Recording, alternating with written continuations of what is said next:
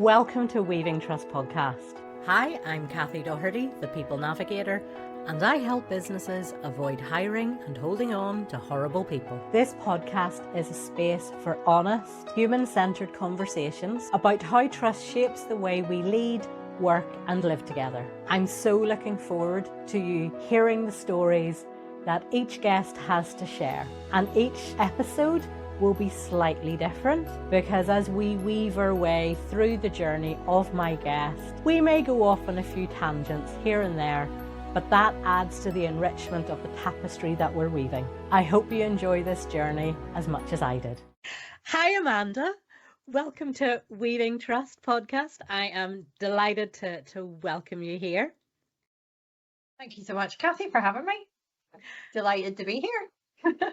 I'm really looking forward to this conversation. But before we get started, would you like to introduce yourself in your own words? Introduce yourself to the listeners and viewers.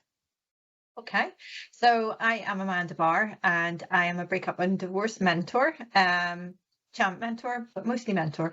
And I help people navigate the journey of breakup and divorce, particularly areas of overwhelm and decision fatigue would be the two main areas, but I take people through their whole journey, not just through the breakup and divorce, but the mentoring aspect comes after that. So looking at behavioural change and not bringing new old patterns into new relationships and things like that. So it's an ongoing support if the person wishes it to be, but it's also just a task orientated task if the person is just looking for that breakup and divorce journey, and sometimes that just looks like holding space, and sometimes that's therapeutic work. I do have qualifications in timeline therapy and hypnosis, which I use for people as well, so it just depends on the individual. It's a very personalized service.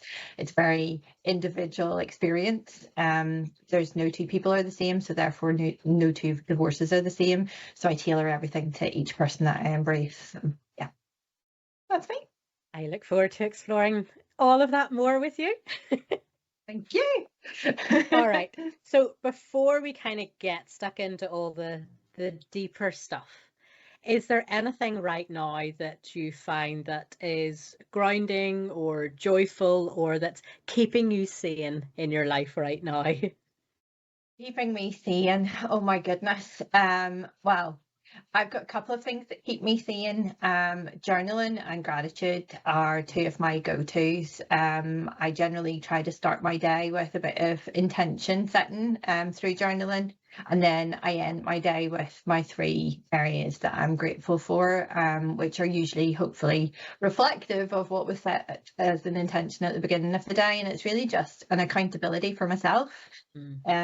So I use those two tools. It's taken me a bit of time to really embrace them to their fullest, but that kind of brings me joy in those little moments. And I love, like, because we're obviously into a new year, I love looking back at the journals from last year, like, and just sort of going, this time last year, this is where I was. Wow, do you know? Yeah. What I'm grateful for has moved beyond recognition in the past 12 months. So yeah, it's a nice sort of marker in the sand and a reminder that there's progress each day, whether you feel it in your body or not. You can, when you reflect back, you can see that if you're having a tough week, you can just go back to Monday and say how crap Monday was and how brilliant Friday is, or whatever it is. And I think time flies so quickly. It's so easy to lose track of these things. Exactly. And the weeks and months I think 2025 was one of the fastest years in my life. Like, it's just not slowing down. So I don't know if that's a good thing or a bad thing, but it certainly just felt a bit different. Yeah, I think time does seem to fly much quicker as you get older, whether it's because you're doing more stuff or I don't know, or it's just different. You're trying to pack so many things in. I think it's because you're doing more purposeful stuff. You don't do the crap that you don't want to do anymore. Do you know? So it's full of all the good stuff. So it feels like it's moving faster. That's my theory, and I'm sticking to it. All right. So let's get stuck into a little bit more about you. So Sure. Can you share a moment or an experience that shaped how you think about trust? Yeah, I mean, I've been thinking about the weaving trust bit, and I think prior to doing what I do, I worked in health and social care for 35 years, and obviously there's a lot of trust in both of those roles. Yeah. And I worked for an organisation, I won't mention any names. I worked for several organisations, but one in particular that was very much about their values, and trust and integrity were one of the key aspects of that. And initially, when I first started with that organisation, they slept and breathed those values, and that sat really comfortably with me, and that built the trust because the practice was echoing what the verbal was saying, and all the policies said, etc., etc. But in the latter years, that completely changed. The organisation grew really, really quickly, and it kind of lost sight of people, which impacted the integrity and the trust of their staff. And health and social care, as we know, is difficult a difficult area to work in. It's underrepresented. There's not enough money around, especially in the third sector. So that kind of wobbled me, I suppose, where that trust started to get broken. So that was quite significant. And then I went on a search for an organisation that still lived their values, which took me 2 or 3 organisations to get to, but I did in the end. So yeah, that was quite pivotal in my career, in that that was the start of really deciding that I wasn't going to do things that I didn't want to do anymore, that trust needed to be there and the integrity needed to be upheld. And I've carried that into the breakup and divorce stuff because obviously, again, it's a very, very personal service. So that's really, really important to me. And I think once you become aware of those things, that it matters to you, you can't become less aware of it. And it becomes front and center to those. So every organisation you then worked for in that afterwards, you were clearly measuring in terms of, do they live and breathe their values, or is it just wallpaper? And then if it's just wallpaper, do I actually trust them? Exactly. And trust's huge, if as particularly as a manager, because I was managing services, so I had to sell what we were providing as an organisation to other people. So if you don't believe in that, it's very difficult to get other people to trust you, and there's a difference between trusting you as an individual and trusting you as a manager, and living the organisational sort of structure and sort of values. So yeah, I think that was a key kind of moment. And so I suppose kind of nearly on the same vein, was there a time when maybe trust was broken or you had to rebuild it in your journey, personally or professionally? Or yeah, I think within that, the trust that I had to rebuild was with myself, in my divorce journey, my own personal journey, and I see that time and time again in my work where people just don't trust their ability to make decisions anymore, or to trust their gut instinct anymore, or have too many voices, too many people contributing to their thoughts. Everybody's very quick to give advice.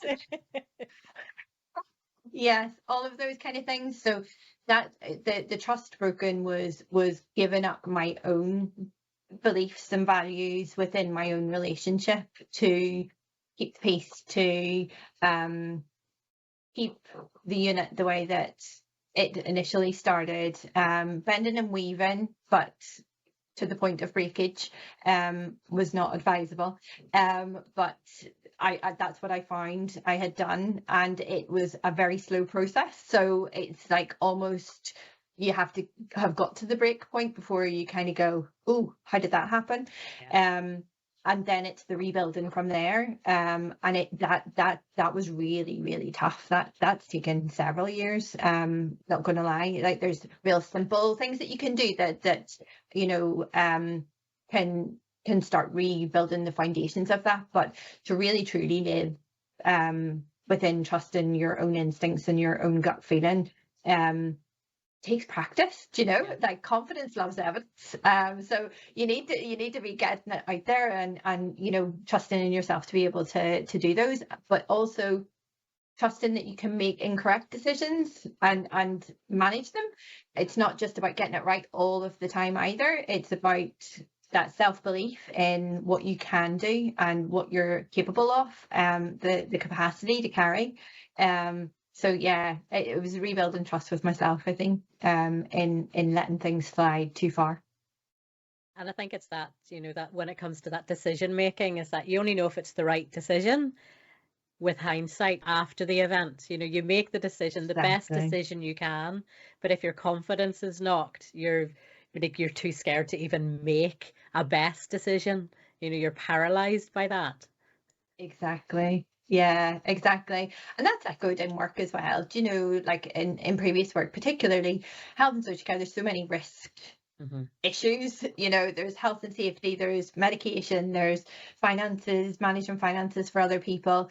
They're huge responsibilities for people. So you have to kind of be able to trust yourself and gauge where those positive risks are.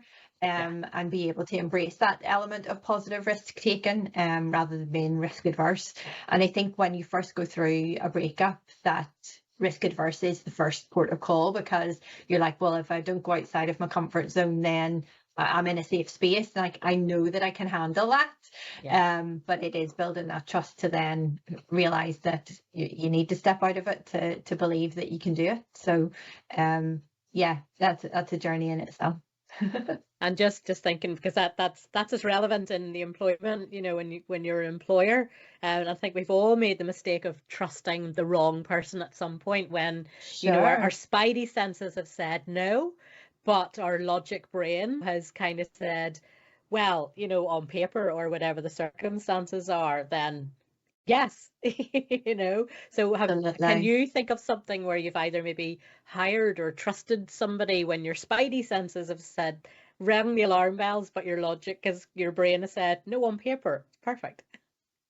Yeah, absolutely. And there's a couple of examples for that, Kathy. I think tapping into your little HR era, it's like I've had issues where I've had people sat across from us, and within health and social care, obviously there's just certain disclosures need to be made, particularly around criminal convictions, things like that. So I've had people sat opposite me. On paper should be an absolute no, but I recruit on values. So and the organisations that I worked with recruited on values. So if someone was the best fit in my mind, from the interactions that we had, we would have worked not around the legalities, but if there was capacity to make a judgment on that, and take that positive risk, we could have done it.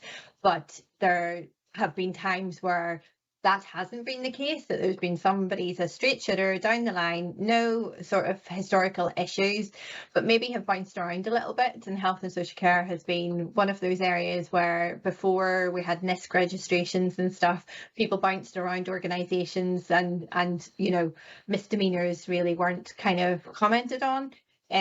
Were moved before they were commented on. So there's been a few times people have sat opposite, and I've kind of got a bad feeling. But on paper, they've excelled at their interview.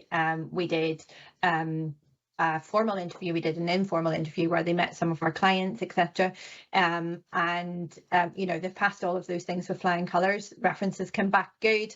And there's literally no reason to say no to them, but in your gut, you know that it's going to be a short-term placement. It's just, and it generally is proven right. My gut has generally not been wrong in those instances.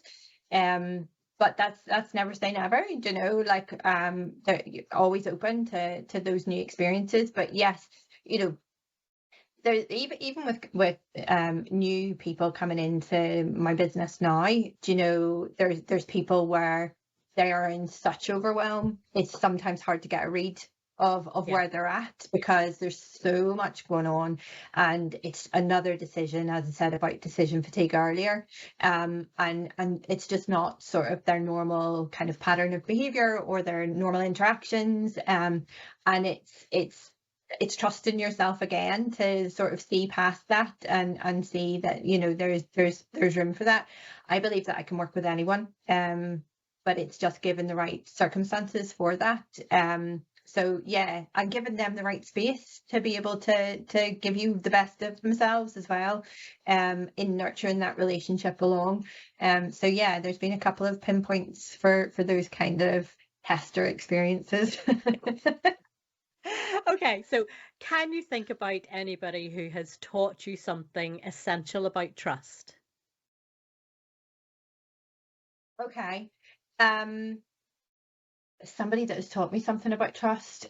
I've been proven, you know, not wrong per se, but like I say, my gut's usually good for these kind of things. But there's been people that have gone over and above and surprised me in that what I've thought would be the case has been the case plus plus plus. And that's probably more a case of not judging, which is obviously part and parcel of my role as well. But we all judge. I if anybody tells me they're non-judgmental, it's nonsense. We all judge. Whether you verbalize it or not is two different things. And whether you let it cloud how you treat that person is something else. Yeah. But we have to make those judgments along the way, or else we don't have a way of moving, and we don't have a way of building those relationships. But I guess my biggest inspiration around the trust stuff is with my kids, and trusting them to make the right decisions in, you know, life moving along, and letting go of the reins a little bit, and all of those kind of things, and knowing that they're going to stumble, but it's about them and not about me. And I think that's been the hardest lesson for me, is that sometimes trust isn't about you. Sometimes trust is about what you're imparting in the other person. And that rings true in my work as well, in that how I'm supporting and guiding someone is on them. It's not for me. It's about facilitating that exchange to benefit them in the best way that it can for them. So yeah, the kids blow my head. They really do. My kids travel independently to England on flights on a regular basis, which was like the most frightening experience ever. I'm The first time sure. they got on a flight on their own. But they are so resilient and so resourceful in solution focused. It is phenomenal. For you know, they were 16 and 13 when they started doing that. So yeah, it's trusting the process, trusting the person, trusting all of those kind of bits and pieces, and trusting the other professionals that they're coming into contact with throughout that process, that you can trust that. We had a bit of a blip in October where they were refused access to a flight. That was an interesting one. So they were stranded in Belfast International. But again, they were resourceful and solution focused, and they got where they needed to be when they needed to be there. So it's all good. Life skills. They're learning the life skills. Yep, rich tapestry. So you've already alluded to it earlier, but how does trust show up in your work or in any kind of leadership that you might show? Sure. Well, trust is integrity, is integral to everything that I do. And that goes from, you know, straightforward stuff like my social media, to my presence online, to my website, to the first discovery call, which is a free 15-20 minute call, just to see where somebody's at. And then, you know, moving into the coach and mentoring process, it's a full hour and a half of one of the most important parts for me is that people only tell their story once, because physiologically they relive everything that they're telling. So we will work on what, you know, comes out of that, but we don't have to retell the story.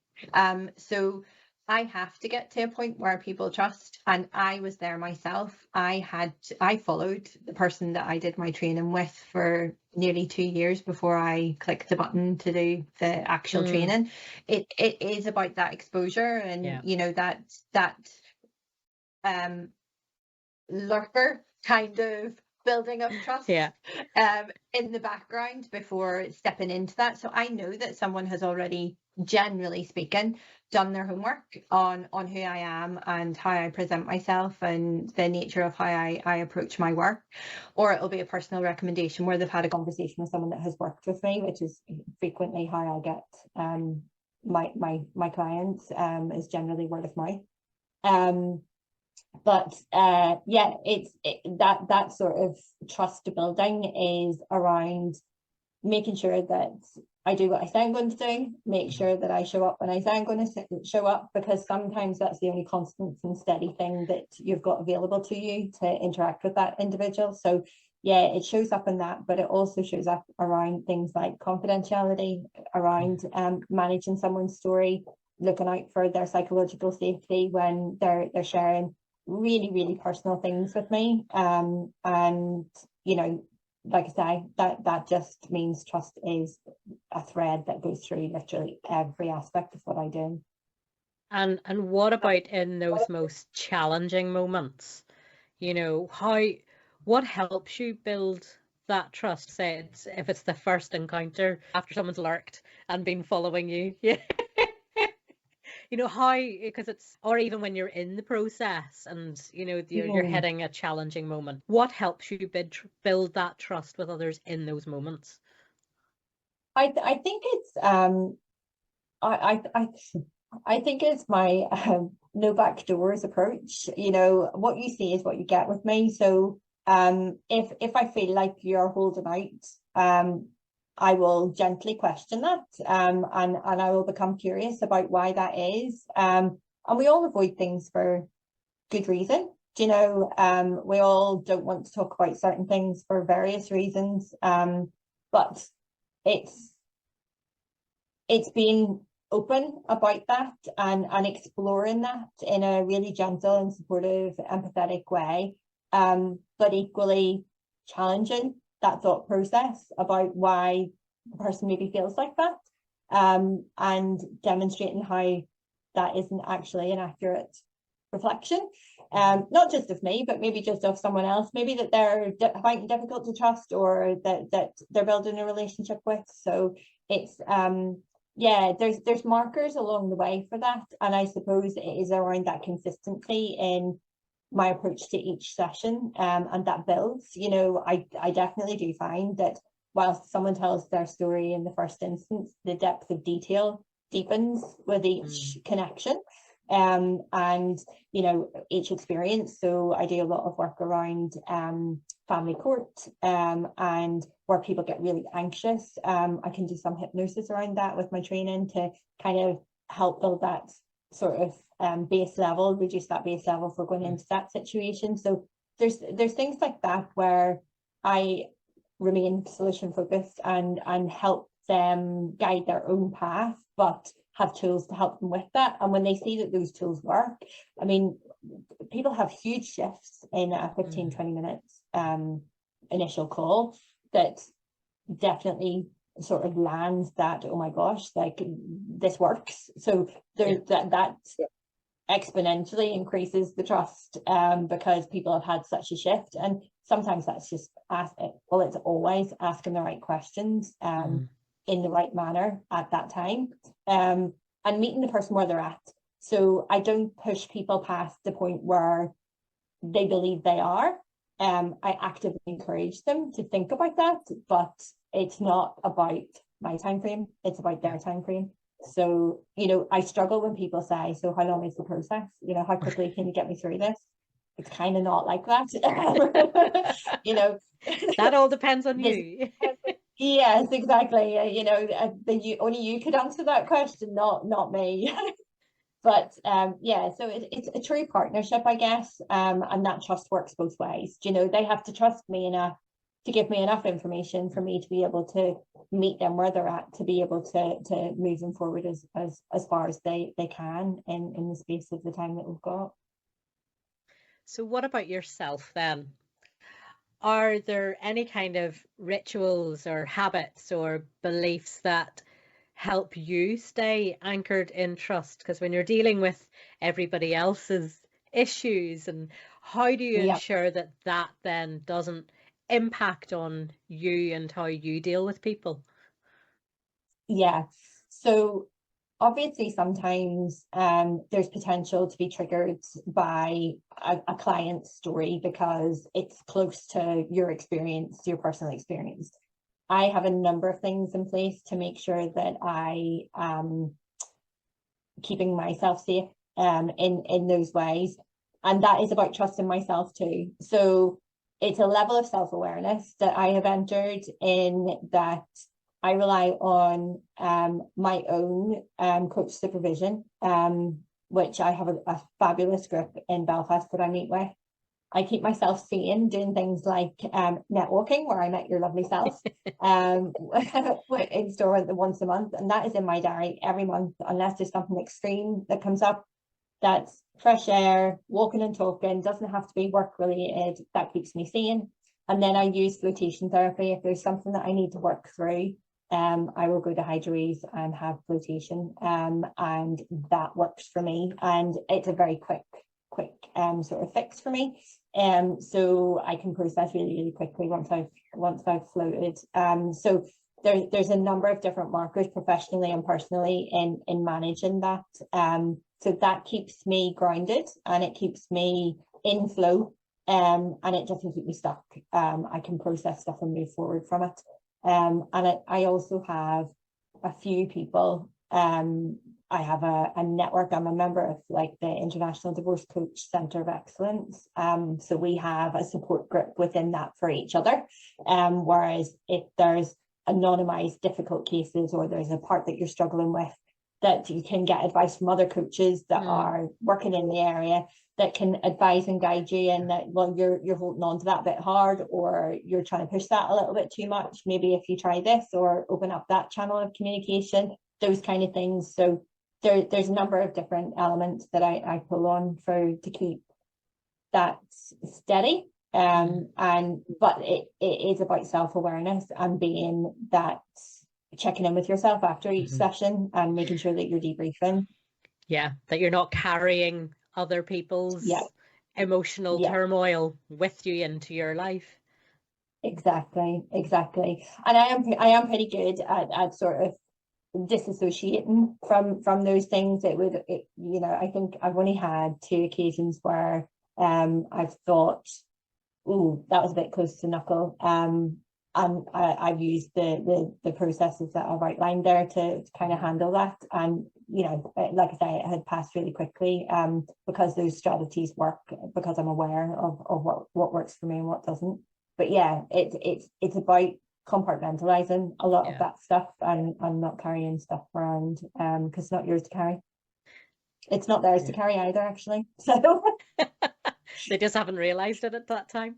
Yeah, it's baggage that they can drop a lot of the time. We drag a lot around with this that is completely unnecessary. The self-belief, the self-limiting behaviors, it just, once your eyes start opening, it's like, I made a worst enemy, seriously. It's quite similar in the workplace. If an employer has had the PMT, as I call them, the predatory, manipulative and toxic employee, or somebody's encountered bullying, and you bring that baggage with you if you don't deal with it.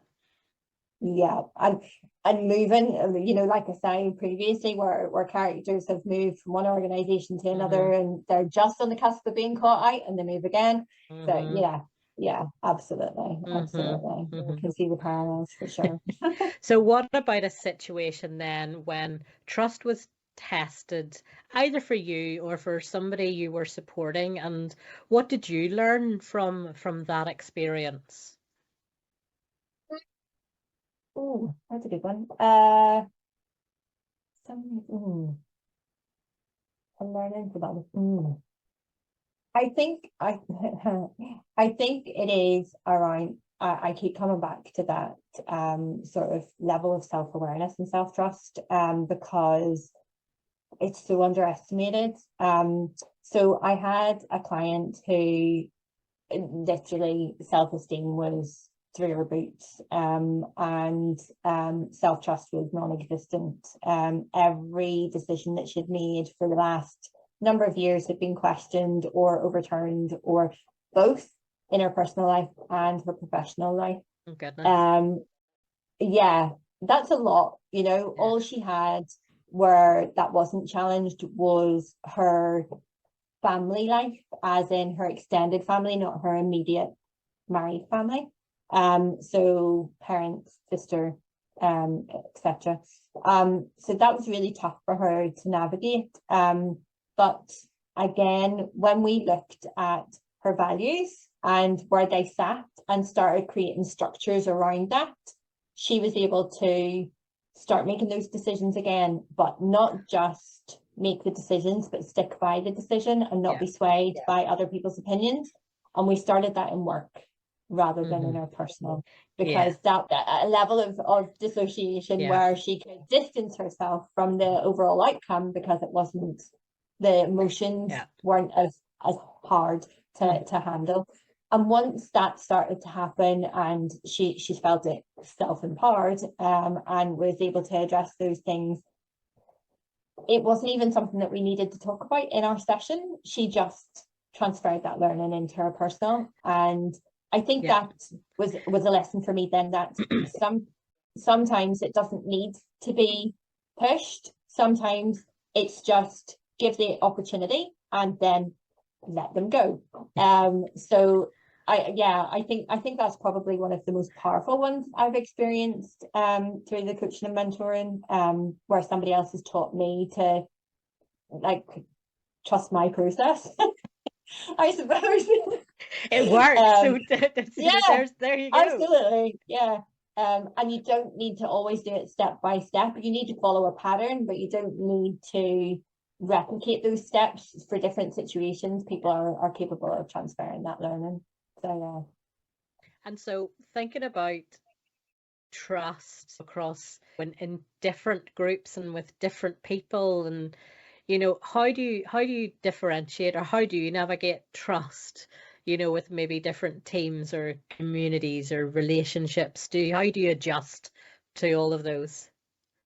yeah, I think it depends on the purpose of each of those sort of groups of people. And I think in life we have pockets of things that you know, pockets of people that we share different aspects of life with. There's nobody that really has an over, like if I asked someone who knows the real you, they'd probably say like 10-ish people. And then when you question that around like who actually knows the real you, like everything about you, it's maybe one person, if that, you know. So it's things where identifying who those pockets of people are and what they bring to you, what you get out of that exchange, so that the trust can be built in a really purposeful and meaningful way, rather than, you know, there's not there, like, I love our networking group. I bang on about it all the time. I have told so many people about it. But there's certain things that you just wouldn't share in that networking group that, you know, you maybe share with your best girlfriends on a weekend away. Do you know, there's different aspects of that. So I suppose trust for me builds when people respect what the purpose or engagement of that relationship is with that group. So like I used to teach Irish dancing to adults and kids, but particularly the adults class, you know, there's some trust involved there, because people have to sort of be able to feel fast, and you know, make it a bit of an idiot of themselves in front of other people to a certain degree. So you know, there's bits and pieces like that, whereas maybe in a more professional setting, it's not as accepted that that's kind of part of the learning process. So it's trusting that I can gauge where I'm at in each of those kind of groups of people, or in that my leadership role. You know, for a long time in my leadership role, I would have been very much, I have to set the example, and I'm not going to let my guard down, and I am going to deliver in a truly professional manner on a no negotiating on that. My expectations are high, my standards are high, and I'm not going to let them drop for anyone. And then I realized that I wasn't being true to myself, because I wasn't demonstrating how I actually truly felt about some stuff. And there was a team meeting that we were at, for the first time ever in my career. I cried in front of my team, which was embarrassing at the time, but actually I was really grateful that I allowed myself the capacity to do that, because to be a human. Exactly that. The feedback that I got as a result of that was, oh my God, you feel it too.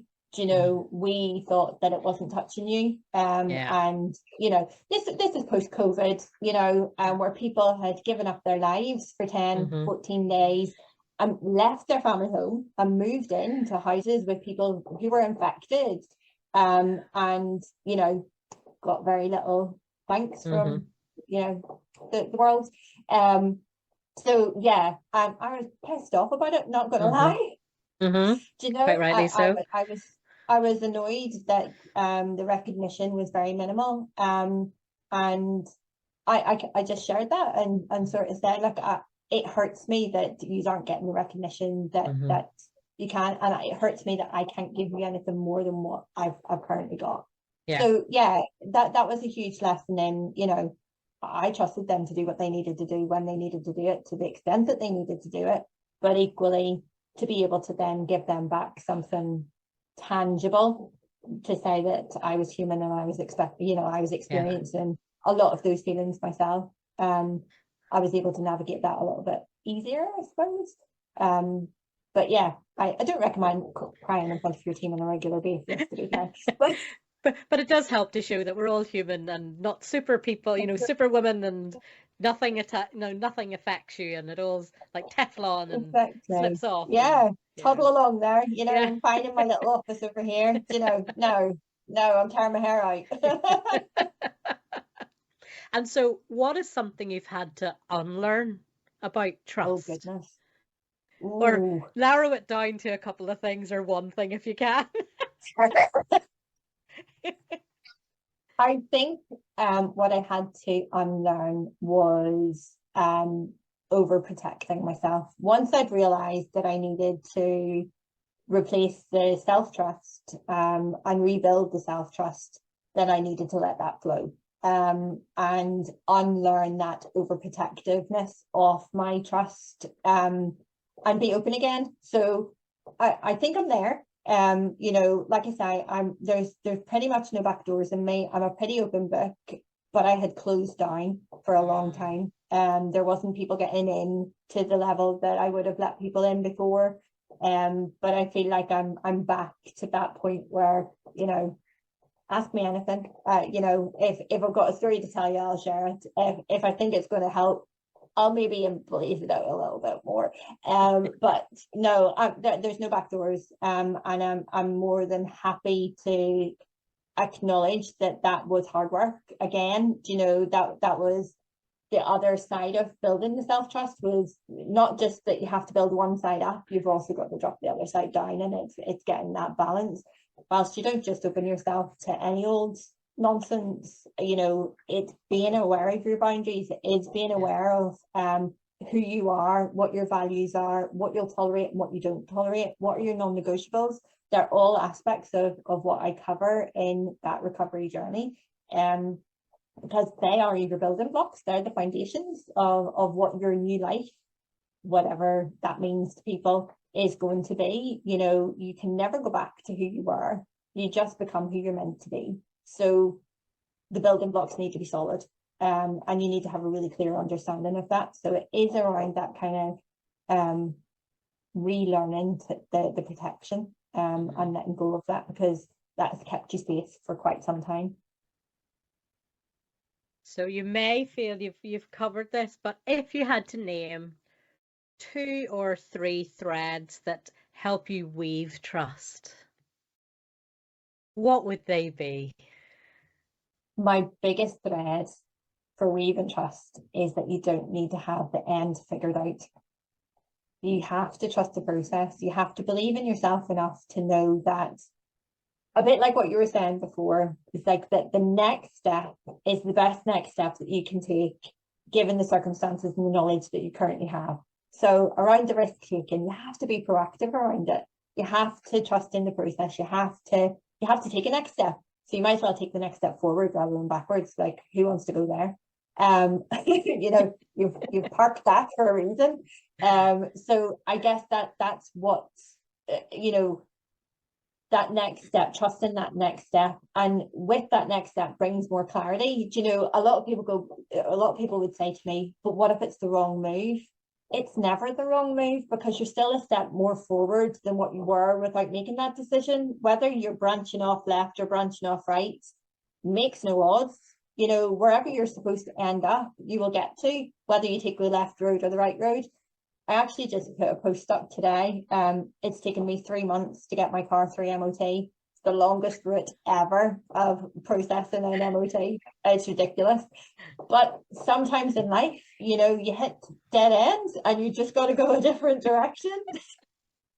And that's what it's about. So it is not knowing what the end product is going to look like, because if you try to imagine what the end product looks like, you're curtailing yourself. You're putting what you already know consciously in place. And actually, if you open your unconscious, so my tagline is chaos to curiosity.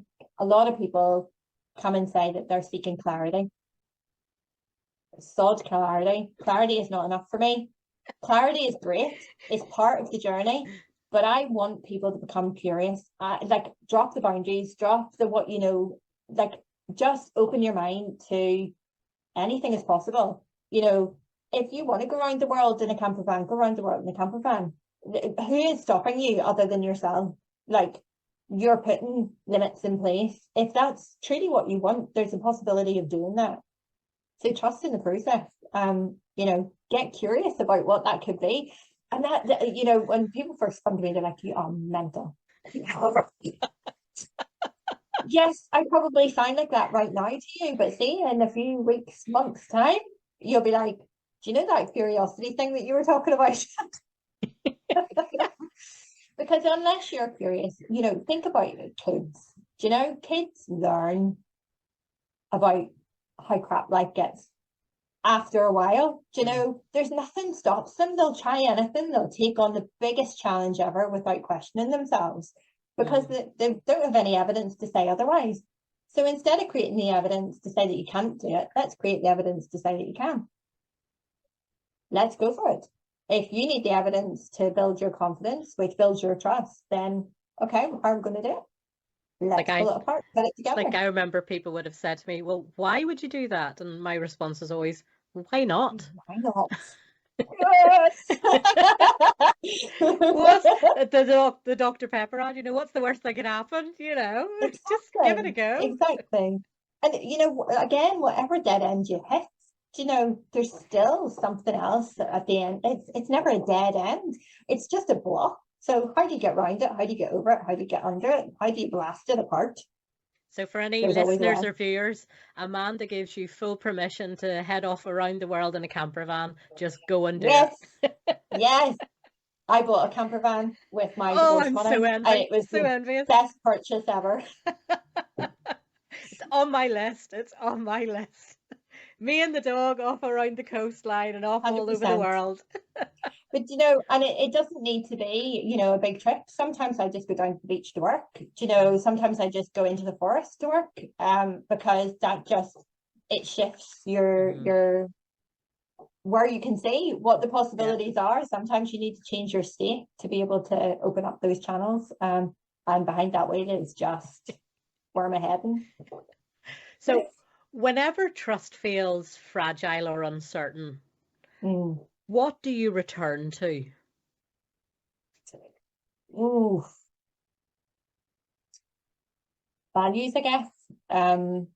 Going back to that, knowing what your values are and stripping it right back to those basics that I've said, the values, the integrity, the self-trust, the self-awareness, the self-identity, the non-negotiables, bringing it back to, right, which one is being wobbled? So what do I need to think about that? And be curious about why it's wobbled you, why it's unsteady. We love the whys. And I love the for what purpose. So for what purpose is this going to serve me? So if something feels unsteady, for what purpose is this showing up for me? What do I need to take note of? What do I need to acknowledge about the situation that feels uncomfortable? Is it unsteady and uncomfortable because it's something I haven't experienced? Is it something that I've experienced before and it was negative? How can I change the narrative on it ending up negative again? What are the possibilities that can make that a positive? So yeah, it's coming back to those values and rebuilding, and checking the structural. You know, does something need pinned to re-strengthen it, or does something need let go? You know, am I at that point where I'm ready to let something go because it's no longer serving? And I mean, that's a very therapeutic, you know, cliched way of putting it. Is it no longer serving you? But sometimes that's an accurate description of it is actually no longer of any benefit to you whatsoever. So just drop it and let it go. Just, you know, so yeah, I suppose it triggers reflection for me.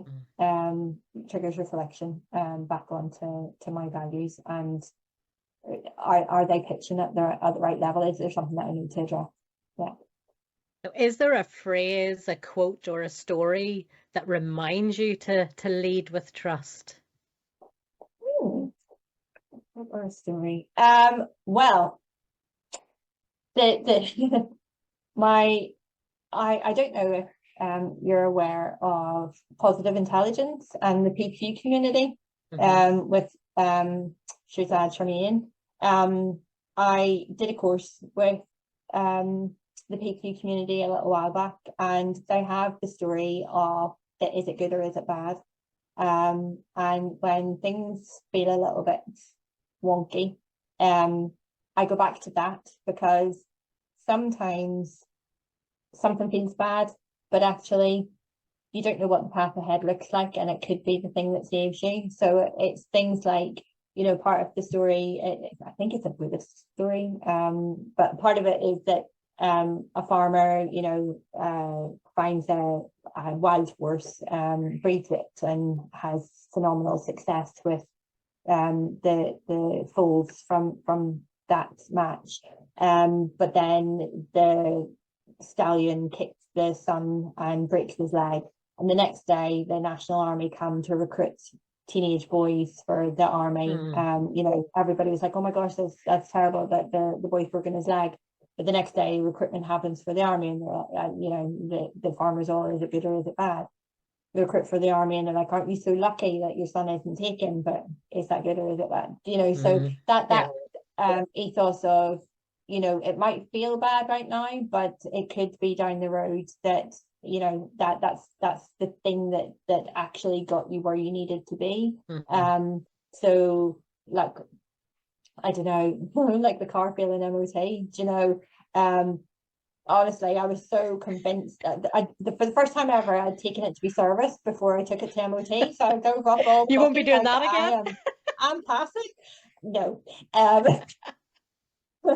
And then I got whatever it was fixed, and then took it back, and it failed on something else, and it was like I hadn't moved from the driveway. I was just like, oh my gosh, this is ridiculous. But was that good or was that bad? It was good because now I have a safe car that I know that if I take my kids in, that, we're going to get where we're supposed to be in the safest way possible. Whereas, if someone had been doing their job rubbish and just let that through, there could have been a significant accident. So is it good or is it bad? So yeah, I think it's quite a powerful, stripping it right back to basics is quite a powerful thread to think through. So, what's one thread of trust you would hope viewers or listeners carry forward?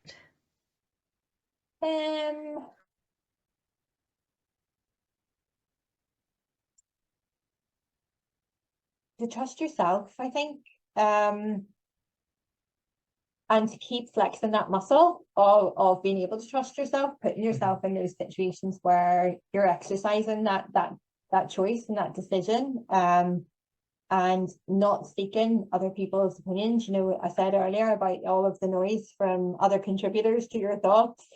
Sometimes it's good to sound people out and get an idea and stuff, but that it doesn't, that self-trust doesn't allow it to overly influence and strip away that self-trust again, that it's an enhancement rather than a detraction. So yeah, just that self-belief that you have all of the resources that you need to get where you want to be, whether it can be imagined yet or not. So to just take the next step, I guess, and trust yourself enough to take that next step in the convinced and convicted manner that we have the opportunity to. And so what legacy are you weaving? And how would you like it to feel? Like, what I do is not about sort of dramatic reinvention. It's not about a huge new life or any of those kind of things. It's really about being grounded, but having that expansive mindset of that curiosity and not being caged by previous experiences or lack of imagination or any of those kind of things. And I think that's really, really powerful. So I guess the legacy is that I've equipped people to come out of one of the most horrific, I say that with full consciousness that I've used the word horrific, whether your divorce is highly challenging or not, the process is still horrific. Mine wasn't disastrous, but it has an emotional impact that is horrific. So so that aspect of having gone through something so horrific that you come out the other side doesn't mean that you need to reinvent yourself.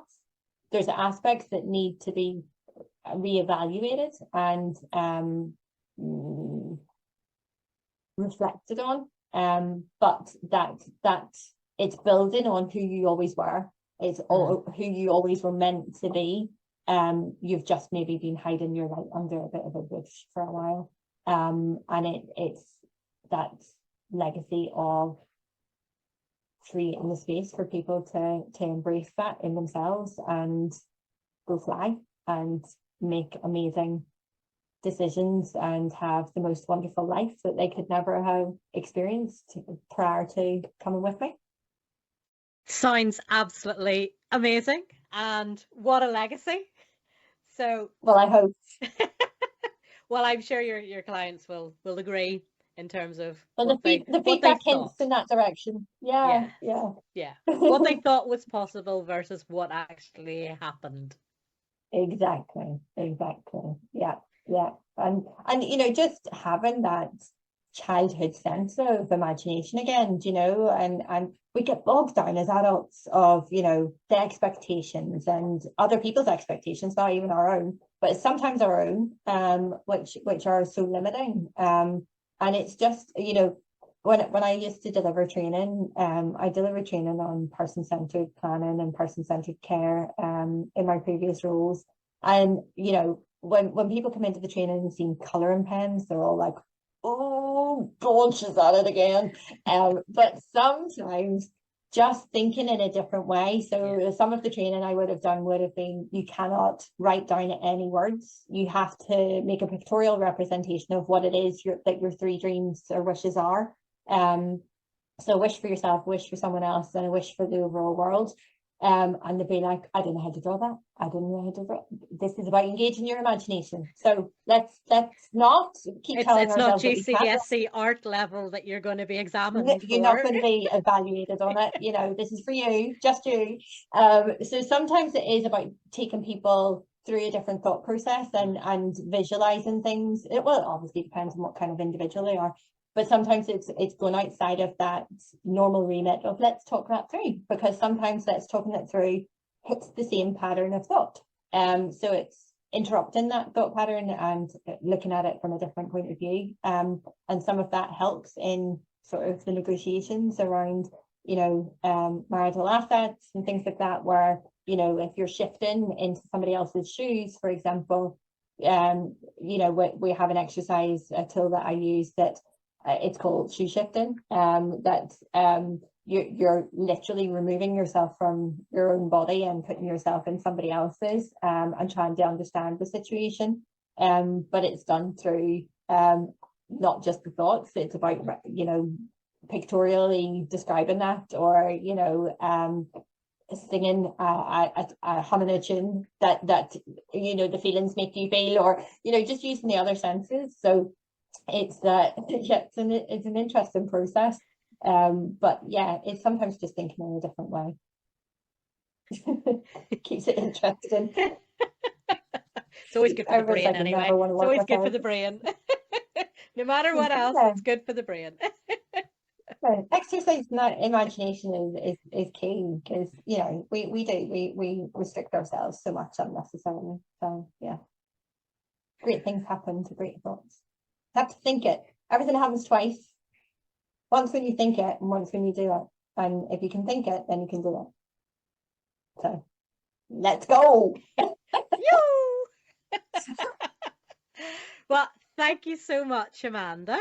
So where can people find you and follow your work? Sure. So they can find my website at amandabarr.net. I am on LinkedIn and Instagram and Facebook. There's probably a little bit more activity on Instagram than most places, but there's some thought leadership stuff, because I do some corporate work as well. There's some thought leadership stuff on LinkedIn. But for those who are looking to do one-to-one work with me, my thoughts and motivations are on Instagram and shared on Facebook. Well, thank you so much for joining me on Weaving Trust. Thank you so much for having me, Kathy. It's been an absolute blast. Thank you for listening or watching Weaving Trust podcast. Make sure you subscribe so you hear future episodes. Each episode will have a different guest, and we'll be following them on their journey about how trust has shaped the way they lead, work and live.